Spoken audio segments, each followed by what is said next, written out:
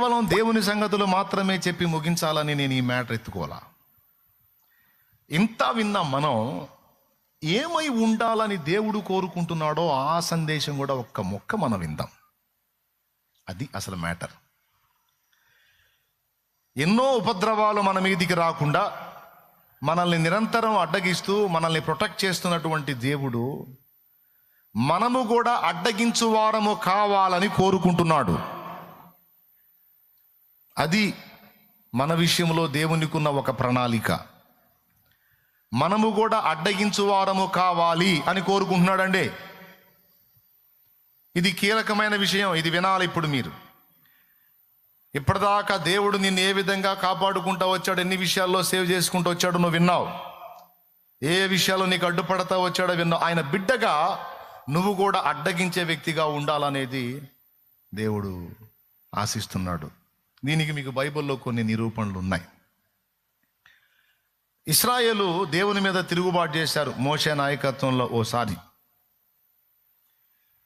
మోషే మీద తిరుగుబాటు చేశారు, తద్వారా దేవుని మీద తిరుగుబాటు చేశారు. ఆ ఆత్మీయ నాయకుడి మీద తిరుగుబాటు చేయటం పరోక్షంగా దేవుని మీద తిరుగుబాటు చేయటంగానే దేవుడు పరిగణిస్తాడు. అర్థమైందా? మళ్ళీ చెప్పేదా? ఆత్మీయ నాయకుడి మీద తిరుగుబాటు చేయటం పరోక్షంగా దేవుని మీద తిరుగుబాటు చేయటంతోనే దేవుడు పరిగణిస్తాడు. మోషే మీద తిరగబడ్డారు, ఫలితంగా దేవుని మీద తిరుగుబాటు చేసినట్టు దేవుడు ఫీల్ అయ్యాడు, పట్టించుకున్నాడు దేవుడు. తెగులు రేగింది ఇశ్రాయేల్లో, పెద్ద తెగులు రేగి పిట్టలు రాలినట్టు రాలిపోతున్నారు. చూస్తానే పిట్టలు రాలినట్టు రాలిపోతున్నారు. ఇది మోషేకి అర్థమైంది. వెంటనే మోషే ఒక కేక వేస్తాడు అహరోన్ని. అహరోను అహరోను అహరోను ధూపార్తి తీసుకొని తెగులు సోకిన వ్యక్తుల మధ్యకి, తెగులు సోకినటువంటి వ్యక్తుల మధ్యలోకి వెళ్ళిపో. తెగులు సోకిన ప్రదేశానికి మధ్యలో నిలబడు. దేవుని కోపం రగులుకుంది, నువ్వు వెళ్ళి ఆయనను శాంతపరచు, ఆయనను అడ్డగించు అహరోను అని కేకేస్తాడు. వెంటనే భలే స్పీడ్గా అహరోను ఆ పని చేస్తాడు. ఒక ప్రాంతానికి తెగులు సోకిద్ది, ఇక రెండో ప్రాంతానికి అది విస్తరిస్తూ ఉంటుంది.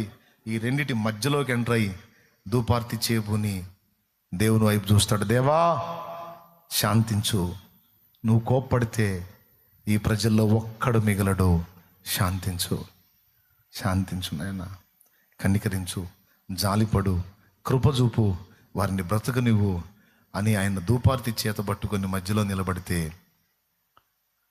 ఆ తెగులు నిలిచిపోయెను అని రాసుంది. ఎక్కడ రాసుందో ఏమన్నా చెప్పగలరా? సంఖ్యాకాండం 16వ అధ్యాయం 48వ వచనం. అదండి, చూడండి ఒకసారి. సంఖ్యాకాండం 16:48.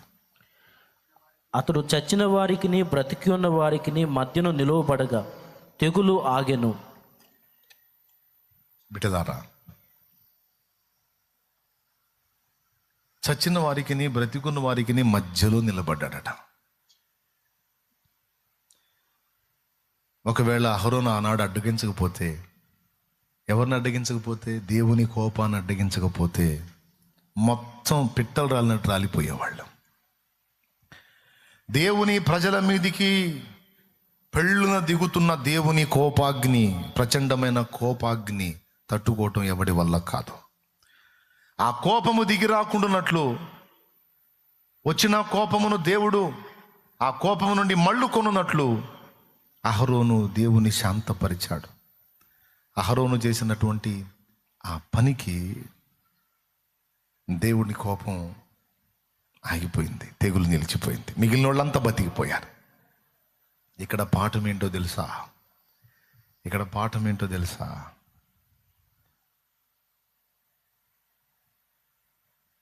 ప్రజల మీదకి వచ్చేటువంటి నాశనమును మనము అడ్డగించకపోతే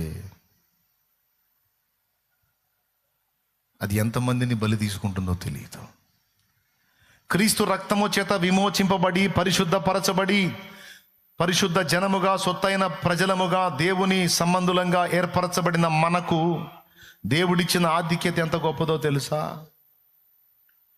ఈరోజు ప్రపంచంలో జరుగుతున్నటువంటి విలయాలు చాలా, వాటిని దేవుడు రాకుండా తన్ను తాను అణచుకోవడానికి కారణం ఏంటో తెలుసా? దేవుని ప్రజలలో కొంతమంది పెడుతున్న మొర్ర, కొంతమంది చేస్తున్న విజ్ఞాపన. ఏర్పరచబడిన వారు, పిలువబడిన వారిలో కొంతమంది దేవుణ్ణి అడ్డగిస్తున్నారు. దేవా శాంతించు, కనికరించు, ప్రజలను నాశనమునకు అప్పగించొద్దు, దేశం మీదికి ప్రపంచం మీదికి విలయాలను రానియొద్దు, సమూల నాశనం కానియొద్దు, దేవా మన్నించు, దేవా కృపచూపని పిలువబడిన వారిలో కొంతమంది అనుదినము తమ ప్రార్థన, విజ్ఞాపన, స్తుతి, ధూపము చేత దేవుని శాంతపరచుచున్నందున దేవుడు నాశనమును ప్రపంచం మీదికి రానియకుండా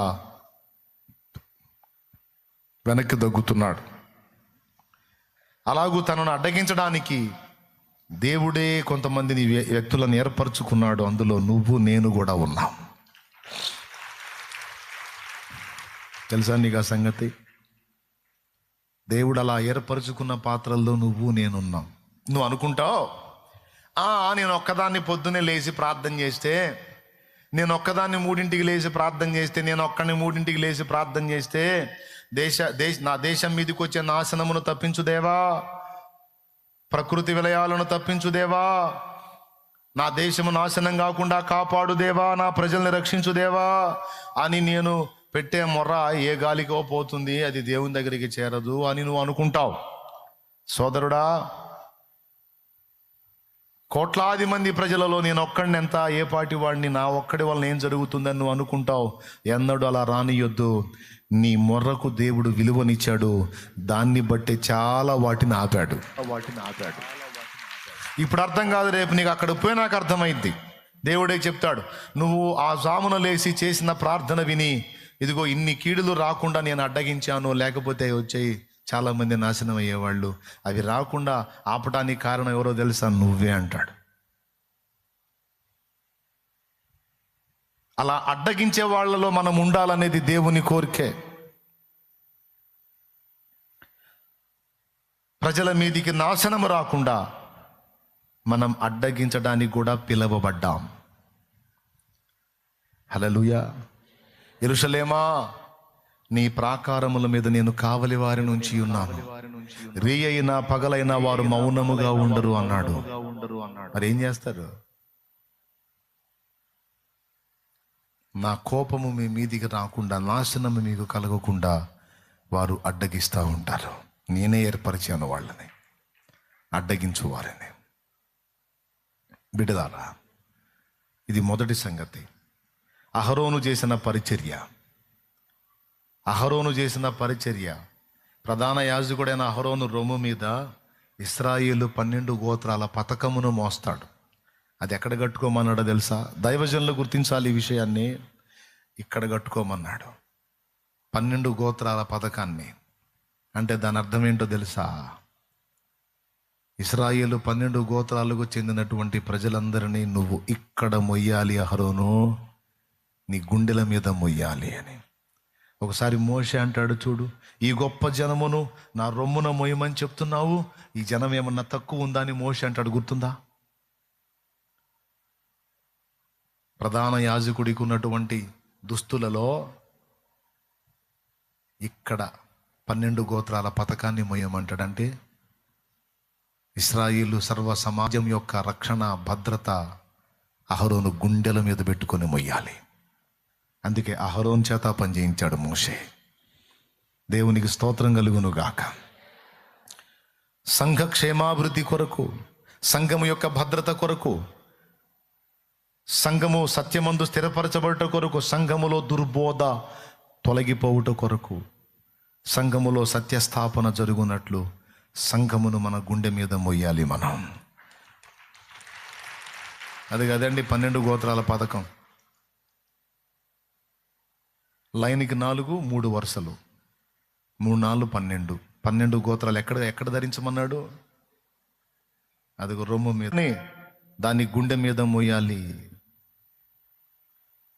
దాని మీదికి నాశనం రాకుండా, కోపం రాకుండా, శాపము రాకుండా, దానిలో పాపం జరగకుండా దాన్ని మన గుండె మీద భరించాలి. దానికోసం మన విజ్ఞాపన ఉండాలి. ప్రతిదినము దాని విషయంలో మనం అడ్డగించాలి. శత్రువు దాన్ని అటాక్ చేయకుండా అడ్డగించాలి. దేవుని కోపం దాని మీదికి రాకుండా మనం అడ్డగించే పాత్ర పోషించాలి. దేవునికి మహిమ కలుగును గాక. హల్లెలూయా.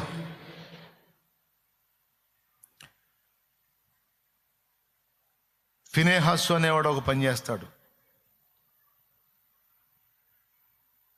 ఇశ్రాయేలు పాపం చేసి వాళ్ళ మధ్య తెగులు రేగి మళ్ళా చచ్చిపోతున్నప్పుడు అహరోను మనమడు ఎలియాజరు కుమారుడు ఫినెహాసు దేవుని సముఖములో అక్రమంగా ప్రవర్తిస్తున్న వారిని హతము చేసి ప్రాయశ్చిత్తము చేసి దేవుని కోపము నుండి దేవుడు మళ్ళుకునేటట్టు చేస్తాడు. అక్కడేమని చెప్తాడంటే ప్రాయశ్చిత్తము చేశాడంటాడు. దేవునికి స్తోత్రం కలుగును గాక. అక్కడేం చేశాడు ఫినెహాసు? ప్రాయశ్చిత్తం చేశాడు. కాబట్టి అతనితో నా నిబంధన స్థిరపరుస్తాను, నేను చూచి ఓర్వలేని దాన్ని ఫినెహాసు కూడా చూచి ఓర్వలేకపోయాడు అని దేవుడు సంతోషపడి కోపం నుండి మళ్ళుకుంటాడు. అక్కడ ప్రాయశ్చిత్తం. ఇక్కడేమో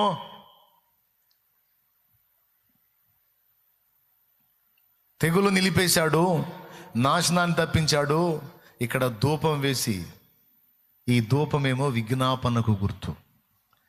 అక్కడేమో ప్రాయశ్చిత్తం చేశాడు, చేసి ఇశ్రాయేలు మీద తెగులు తొలగిపోయేటట్టుగా ఫినెహాసు చేస్తాడు.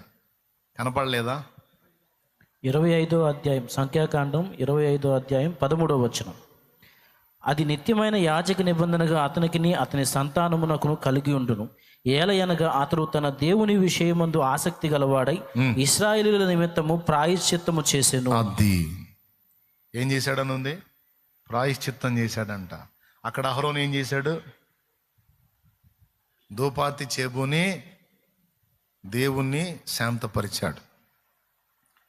ఇక్కడ ప్రాయశ్చిత్తం చేశాడు. హల్లెలూయా. ఆ రెండిటికి రెండు సంగతులు ఉన్నాయి. అదేమో విజ్ఞాపనకు స్తుతికి గుర్తయితే ఇదేమో ప్రాయశ్చిత్తం. మరి ఇప్పుడు మనం సంఘానికైనా సమాజానికైనా ప్రాయశ్చిత్తం ఎలా చేయగలం? నాడు ఫినెహాసు చేసింది ఒకటి, తర్వాత ప్రత్యక్ష గుడారములో అహరోను యాజకుడుగా ఉండి చేసే ప్రాయశ్చిత్తం ఒకటి. అదేంటో తెలుసా?